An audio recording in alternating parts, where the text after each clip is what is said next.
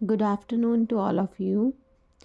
Last video में हमने जो कि टेंसेस से रिलेटेड थी उसमें हमने किए थे आइडेंटिफिकेशन हम कैसे करें कि कौन सा टेंस कौन सी फॉर्म में एग्जिस्ट कर रहा है। अब हम आगे करने जा रहे हैं जिसमें हम रूल्स देखेंगे, रूल्स फॉर टेंसेस, कि अगर हमने हिंदी में से इंग्लिश में किसी सेंटेंस को ट्रांसलेट करना है तो किस वे में करेंगे, कौन सा रूल अप्लाई करेंगे। जैसे मैथमेटिक्स में रूल्स अप्लाई होते हैं इक्वेशंस को सॉल्व करने के लिए, उसी तरीके से इंग्लिश में भी अगर हिंदी में सेंटेंस है या किसी भी भाषा में सेंटेंस है उसको इंग्लिश में चेंज करना है तो उसके लिए रूल्स बने हुए हैं। तो पहला रूल हमारे पास प्रेजेंट इंडेफिनिट आ जाता है, जिसकी पहचान ये थी कि इसके पीछे ता है, ती है, ते है लगा होता है। और आप और चीज़ नोटिस कर पा रहे होंगे कि मैंने प्रेजेंट इंडेफिनिट का सब पार्ट एफर्मेटिव केस लिखा है। तो ये भी मैं आपको बताना यहाँ पे ज़रूरी समझूंगी कि जो भी कोई सा भी सेंटेंस है वो 3 फॉर्म में 3 केसेस में एग्जिस्ट करता है। Number 1 is affirmative, number 2 negative and number 3 interrogative या इंटेरोगेटिव। ठीक है, तो जो एफर्मेटिव केस है उसमें क्या होता है कि हमारा सेंटेंस पॉजिटिव होता है। पॉजिटिव कहने का मतलब है कि उसमें ना तो नहीं वाली बात करी गई होती है, उसमें येस वाली बात होती है, हाँ वाली बात होती है, और उसके अलावा ये जो सेंटेंस है ये प्रश्नवाचक भी नहीं होता। अब हम रूल की तरफ चलते हैं। अगर प्रेजेंट इंडेफिनिट में हिंदी में या किसी और लैंग्वेज में सेंटेंस दिया गया है तो उसको इंग्लिश में ट्रांसलेट करना है तो उसके लिए सिंपल सा रूल है सब्जेक्ट प्लस वर्ब की फर्स्ट फॉर्म।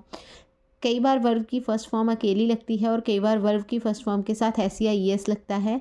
ये मैं आपको आगे चल के क्लियर कर दूंगी। और at the end there will be object. अब हम समझेंगे ये तीनों पार्ट्स की सब्जेक्ट क्या होता है, ऑब्जेक्ट क्या होता है। मैंने पूरा चार्ट बना के एग्जांपल्स के साथ बताया हुआ है। सब्जेक्ट में भी ये नाउन और प्रोनाउन। तो हम नीचे आ जाते हैं यहाँ पे कि सब्जेक्ट का मैंने यहाँ पे एक हल्का सा डायग्राम बनाया है जिससे आपको शो किया जा रहा है कि सब्जेक्ट नाउन भी हो सकता है, प्रोनाउन भी। What is noun? Noun is a naming word. It can be the name of a person, place और थिंग। तो नाउन जो है फॉर एग्ज़ाम्पल क्या है हमारे पास, राम, राधा, सुरेखा, मैसन, डॉक्टर। ये नाउन हो जाते हैं क्योंकि इनमें हम उस पर्टिकुलर चीज़ को उसके नाम से बुला रहे हैं। प्रोनाउन क्या हो जाता है, I, we, you, he, she, it, they. Pronoun की 2 फॉर्म होती हैं, एक होती है सब्जेक्टिव फॉर्म, एक होती है objective form. I, we, you, he, she, it, they हमने सब्जेक्ट की फॉर्म में लगाना है। ऑब्जेक्ट की फॉर्म में जब इसकी टर्न आएगी तब मैं आपको समझाऊंगी। सेकंड पार्ट आ जाता है वर्ब। वर्ब 2 तरीके की होती है, समटाइम्स 3 तरीके में इसको कैटेगराइज कर दिया जाता है। एक तो होती है मेन वर्ब, एक होती है हेल्पिंग वर्ब और एक होती है मॉडल्स। लेकिन यहाँ पे ना तो हम मॉडल्स की बात करेंगे ना ही हेल्पिंग वर्ब की बात करेंगे। इसमें सिर्फ वर्ब की फर्स्ट फॉर्म जैसे कि लगती है तो हम मेन वर्ब की बात करेंगे, सच एज गो, सी, प्ले। थर्ड वन हमारे पास ऑब्जेक्ट आ जाता है। ऑब्जेक्ट में भी ए नाउन और प्रोनाउन। नाउन तो बेटा ऑब्जेक्ट में भी सेम ही रहेगा, जो नाम है एज इट इज़ रहेगा। अगर मैसन है तो मैसन, डॉक्टर है तो doctor, mother, teacher, Sita, Radha, carpenter, जो भी है वो एज इट इज़ ही रहेगा, कोई डिफरेंस नहीं है। नाउन अगर सब्जेक्ट में है तब भी वही चीज़ लिखी जाएगी, अगर ऑब्जेक्ट में है तब भी वही चीज़। लेकिन प्रोनाउन में डिफरेंस आ जाता है क्योंकि प्रोनाउन की 2 टाइप होती है, एक होती है सब्जेक्टिव और एक होती है ऑब्जेक्टिव। सब्जेक्ट में मैंने आपको जैसे कि बता दिया I, we, you, he, she, it, they लिखेंगे। ऑब्जेक्ट में हम me, us, you, him, her, it, them लिखेंगे। तो ये हो गई हमारी रूल जो मैंने करवाया उसके सारे पार्ट्स की नॉलेज। एक मैंने आगे भी बात करी थी कि अगर हम कहीं पे सब्जेक्ट को देखते हुए वर्ब की फर्स्ट फॉर्म सिंपल लगाते हैं और कई बार वर्ब की फर्स्ट फॉर्म के साथ एस या ई एस लगाते हैं। If subject is singular, verb की फर्स्ट फॉर्म एस या ई एस। अगर तो हमारा सब्जेक्ट एक वचन है, सिंगुलर है, तब वर्ब की फर्स्ट फॉर्म के साथ एस या ई एस आएगा। If subject is plural, verb की फर्स्ट फॉर्म सिंपल अप्लाई होगी। अगर हमारा सब्जेक्ट बहुवचन है जैसे गर्ल्स हैं तो फिर हम प्ले लिखेंगे, अगर गर्ल है तो हम प्लेज लिखेंगे। इस बात का हम विशेष ध्यान देंगे। तो एग्ज़ाम्पल देखते हैं हम आगे। कुछ एक एग्ज़ाम्पल आपको हिंदी ट्रांसलेटेड सेंटेंसेस को जब मैं इंग्लिश में चेंज करूँगी वो भी मैं एंड में बताऊँगी। फ़िलहाल हम इंग्लिश की एग्ज़ाम्पल्स ही देख लेते हैं। दे do their work. They subject है, डू मेन वर्ब है, दे प्लूरल है इसलिए डू लगा है, शी सिंगुलर होता या ही सिंगुलर होता तो डज लग जाता। They do their work. Mohan plays the match. Rohini enjoys the fair. We love our country. 2 and 2 makes 4। और एक बेटा बीच में एक्सेप्शनल केस भी आ जाता है।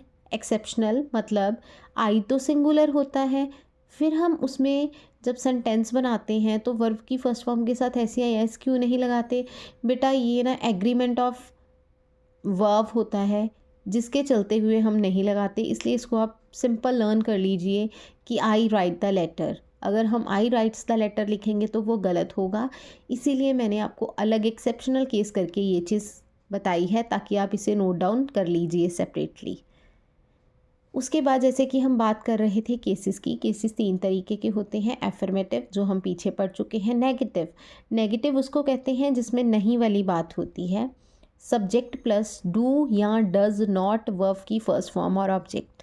साइड में मैंने हल्का सा नोट भी लिखा है कि डू वहाँ आएगा जहाँ पे सब्जेक्ट प्लूरल होगा और डज वहाँ आएगा जहाँ पे हमारा सब्जेक्ट सिंगुलर होगा। तो बड़ा सिंपल है, इसमें सिंपल सी बात है कि नहीं वाली बात करी जाती है। She does not like T. She singular है तो डज़ लगा दिया, दे होता तो हम डू लगा देते, गर्ल्स होता तो हम डू लगा देते, अगर बहुवचन या प्लूरल होता तो हम डू लगा देते। Next one is they do not play match. They plural है तो हमने डू नॉट लगा दिया। Next one is interrogative case जो हाँ है हमारा वो आ जाता है। Do does plus subject, verb की फर्स्ट फॉर्म, साथ में object, sign of interrogation. Do you like tea, इसमें भी डू और डज सिंगुलर और प्लूरल को देखते हुए ही लगेगा। Do you like tea. Does she go to the market. Does Ram read the book. ये हमारी एग्जाम्पल्स हो जाती हैं। सेकेंड रूल आता है पास्ट इंडेफिनिट। बेटा अगर आपको प्रेजेंट इंडेफिनिट के किसी भी स्टेप पे कोई भी चीज़ नहीं समझ आई है आप मुझे कमेंट सेक्शन में लिखिएगा, मैं आपको और ज़्यादा क्लियर कर दूँगी।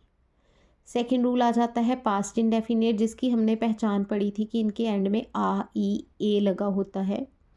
तो पास्ट इंडेफिनिट का हम एफर्मेटिव केस देखेंगे। जैसे प्रेजेंट इंडेफिनिट में वर्ब की फर्स्ट फॉर्म थी, इसमें वर्ब की फर्स्ट फॉर्म नहीं लगेगी हट के, बल्कि सेकेंड फॉर्म लगेगी, बस यही डिफरेंस है। और इसमें सब्जेक्ट हमारा प्लूरल हो या सिंगुलर हो कोई डिफरेंस नहीं है, सिंपल वर्ब की हमने सेकेंड फॉर्म ही लगानी है। सब्जेक्ट प्लस वर्ब की सेकेंड फॉर्म और object. For example Reema ate the food. Eat first form होती है, एट सेकेंड फॉर्म होती है, इटन थर्ड फॉर्म। तो हमें पास्ट इंडेफिनिट के हिसाब से सेकेंड फॉर्म चाहिए तो हमने वो लिख ली है। Second one, Rohan played the match. Girls made the dish. He went to school. They waited for the bus. ये इन सभी सेंटेंसेस में आप देख सकते हो कि मैंने वर्ब की सेकेंड फॉर्म लगाई है। इसका नेगेटिव केस आ जाता है। अब वर्ब की सेकंड फॉर्म थी तो हमने नेगेटिव केस देखना है किस तरीके से लगना है। डू तो हमने लगा लिया था, ठीक है। अब हम लगाएंगे डू डिड। डिड नॉट कर देंगे क्योंकि डू जो है वो नॉमिनेटिव होता है। अगर हमें, क्योंकि डायरेक्टली हम सब्जेक्ट के साथ भी नॉट नहीं लगा सकते, वर्ब की फर्स्ट फॉर्म के साथ भी नॉट नहीं लगा सकते, तो अब हम जाए कहाँ? तो हमें एक नॉमिनेटिव टर्म लेनी पड़ेगी, इसलिए हमने डू नॉमिनेटिव टर्म ली जैसे कि प्रेजेंट इंडेफिनिट में, और उसकी सेकेंड फॉर्म डिड हमने यहाँ पे अप्लाई कर दी। Subject plus did not plus verb की फर्स्ट फॉर्म और object. For example she did not wash her cloth या कार, कुछ भी लिख सकते हैं। डिड लगा दिया है, डिड वर्ब की सेकंड फॉर्म है। एक सेंटेंस में दो बार वर्ब की सेकंड फॉर्म नहीं लगाएंगे, इसलिए वॉश्ड नहीं लगाया, वॉश लगाया। ये एक टिप है जो आपको लर्न करनी है। Sam did not stay in LA. LA mean to say Los Angeles. They did not come to my house. ये हमारी सारी पास्ट इंडेफिनिट की नेगेटिव केस में एग्जाम्पल्स हो गई। Next one is interrogative case. इसको इंटेरोगेटिव भी कहते हैं, इंट्रोगेटिव भी कहते हैं। इसमें क्या करना है कि हमने हमारी जो नॉमिनेटिव टर्म है उसको सबसे पहले ले आना है। इनको मॉडल्स में भी कई बार हम ऐड कर देते हैं डू डज को। तो did plus subject plus verb की फर्स्ट फॉर्म और object. Did he buy a cow, did the boy clean the room, did the girls play with their toys. आपको मैंने स्टार्टिंग में ही बता दिया था कि इसमें प्लूरल और सिंगुलर का चक्कर बिल्कुल भी नहीं है। अगर इंटेरोगेटिव हुआ या नेगेटिव हुआ तो डिड दोनों के साथ अप्लाई होगा, और वर्ब की सेकंड फॉर्म भी डायरेक्टली सभी के साथ लगेगी, चाहे सब्जेक्ट सिंगुलर हो चाहे प्लूरल हो। आपको पास्ट इंडेफिनिट में कहीं पे भी कोई प्रॉब्लम आती है, मोर क्लैरिफिकेशन के लिए आप मुझे कमेंट कर सकते हैं। Third one is future indefinite. जैसे कि हमने प्रेजेंट इंडेफिनिट में वर्ब की सेकंड फॉर्म का इस्तेमाल किया, पास्ट इंडेफिनिट में सेकंड फॉर्म का इस्तेमाल किया, प्रेजेंट इंडेफिनिट में फर्स्ट फॉर्म का इस्तेमाल किया। अब आपको लगेगा कि शायद फ्यूचर इंडेफिनिट थर्ड नंबर पे आ रहा है तो वर्ब की थर्ड फॉर्म भी होती है, हम थर्ड फॉर्म का इस्तेमाल करेंगे। नो, नेवर, इसमें रूल अलग हो जाएगा। फ्यूचर को रिप्रेजेंट करने के लिए हम विल और शैल का इस्तेमाल करते हैं। आई और वी, जिसको आप वी भी बोल देते हो, जो कि गलत प्रोनाउंसिएशन है, उसके साथ शैल लगता है, बाकी सभी के साथ विल अप्लाई होता है। तो इसका एफर्मेटिव केस हम देखते हैं। He will go to Agra, I shall give you money, Sohan will buy the clothes, you will pass the exam. ये सारे हमारे एफर्मेटिव के केस में फ्यूचर इंडेफिनिट हो गए। आपने देखा है कि जितने भी हमने तीनों टेंसेस के रूल किए हैं, तीनों फॉर्म करी हैं, उनमें हमने सब्जेक्ट और ऑब्जेक्ट ज़रूर लगाया है, चेंज क्या हो रहा है, वर्ब। तो हमने अपनी वर्ब को याद करना है mainly. Next one is negative case, जिसमें नॉट अप्लाई होता है। सब्जेक्ट प्लस विल नॉट या शैल नॉट प्लस वर्ब की फर्स्ट फॉर्म और एंड में ऑब्जेक्ट। एग्जाम्पल हमारे पास आ जाती है, I will not go to the market, I shall not eat mangoes. बेटा आई के साथ विल भी चल जाता है, शैल भी चल जाता है, कुछ भी लगाइए, लेकिन इतना है कि शैल आप ही शी इट के साथ नहीं लगा सकते, आई और वी के साथ शैल लगता है। आजकल नई मॉडर्न इंग्लिश के हिसाब से विल भी ठीक माना जाता है। Ram will not give you some pens, we shall not oppose you, या फिर we will not oppose you, कोई ख़ास डिफरेंस नहीं आता। Last one is interrogative case. Will या शैल सबसे पहले। विल या शैल हमारे मॉडल्स होते हैं। इंटेरोगेशन बनाने के 3 तरीके होते हैं, या हम हेल्पिंग वर्ब को आगे ले आए अगर हमारे सेंटेंस में है, या फिर हम मॉडल्स लगे हैं तो मॉडल्स को आगे ले आएँ, या फिर हम WH फैमिली के वर्ड्स को आगे लगा के इंटेरोगेशन बना सकते हैं। तो विल या shall plus subject plus verb की फर्स्ट फॉर्म और object, at the end there is sign of interrogation. Examples रहेंगी, will he defame me, defame होता है बदनामी करना। Will we not bear injustice, sign of interrogation. अगर हम इसको shall we not bear injustice लिखेंगे वो भी सही रहेगा। And the next one is will I disappoint you. ये हमारे तीनों केसेस हो गए। हम इसी तरीके से टर्न वाइज करेंगे, जैसे आज हमने इनडेफिनिट किया है। अगली वीडियो में आपको कॉन्टीन्यूअस मिलेगा, जिसको प्रोग्रेसिव के नाम से भी जाना जाता है। अब हम अपनी ट्रांसलेशन की एग्जांपल्स कर लेते हैं। इनको मैंने शॉर्ट वीडियोस बना के भी डाला हुआ है, आप उधर भी इनको देख सकते हैं। सबसे पहले प्रेजेंट इंडेफिनिट की examples. With rules, with identification. वह गाना गाता है, गाता है मतलब प्रेजेंट इंडेफिनिट। रूल याद करेंगे, सब्जेक्ट प्लस वर्ब की फर्स्ट फॉर्म और ऑब्जेक्ट। फिर एक एडिशन नोट याद करेंगे कि अगर सिंगुलर है तो वर्ब की फर्स्ट फॉर्म के साथ एस या ES। तो इसको बड़े आराम से चेंज कर दिया हमने, he sings a song. Sita लिखती नहीं है, सीता डज नॉट राइट। ये नेगेटिव का केस मैंने इंक्लूड कर लिया, सीता सिंगुलर है तो डज आ गया, गर्ल्स होता तो डू नॉट आ जाता। क्या लड़के खाना खाते हैं, लड़के ज़्यादा है तो डू लगा दिया, do the boys eat the food. वे अपना काम करते हैं, दे डू देयर वर्क।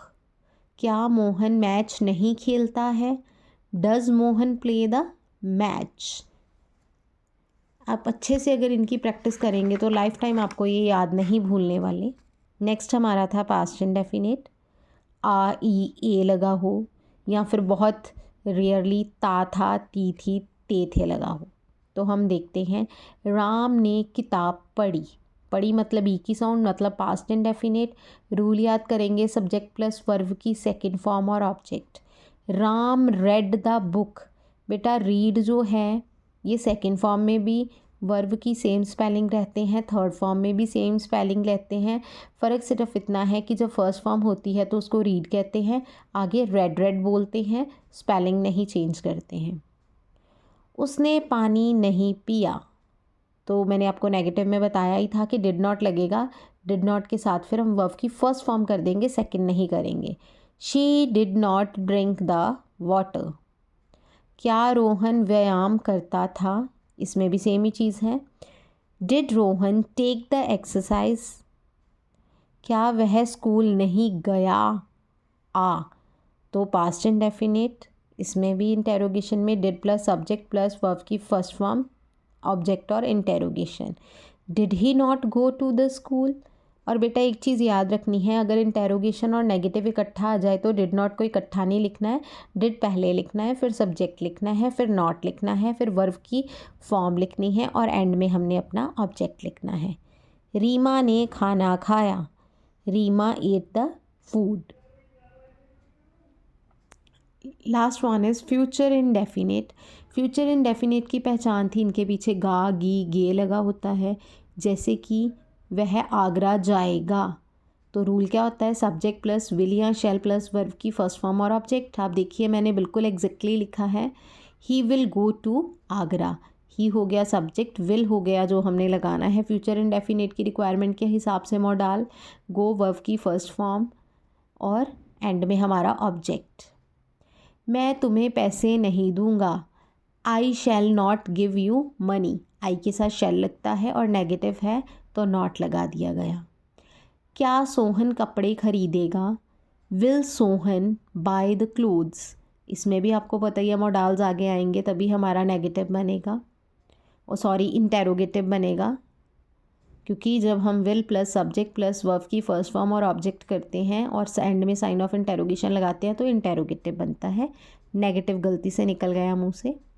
तुम परीक्षा पास करोगे, you will pass the exam, क्या हम तुम्हारा विरोध नहीं करेंगे, विल या शैल दोनों ठीक होता है, वी के साथ तो मैंने दोनों लिखा है, कुछ भी लगाइए, और इसमें विल नॉट नहीं आएगा, आएगा विल या शैल, वी फिर not, will shall we not oppose you, for example सही क्या है, will we not oppose you, shall we not oppose you. इस तरीके से आपके इनडेफिनिट के तीनों केसेस क्लियर हो गए। अगर आपको कहीं कोई प्रॉब्लम आती है तो आप कमेंट सेक्शन में कमेंट लिख के पूछ सकते हैं ताकि आपको मोर क्लैरिटी हो जाए। Thank you so much for watching this video.